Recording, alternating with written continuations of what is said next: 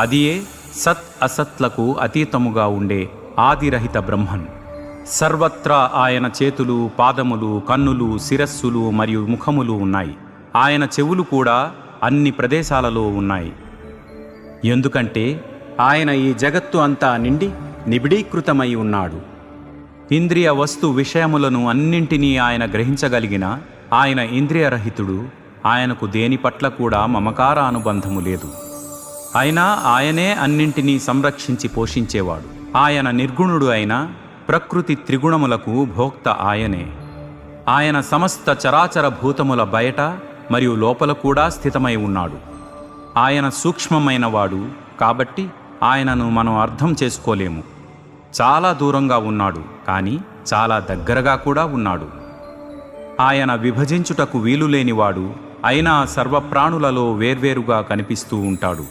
ఆ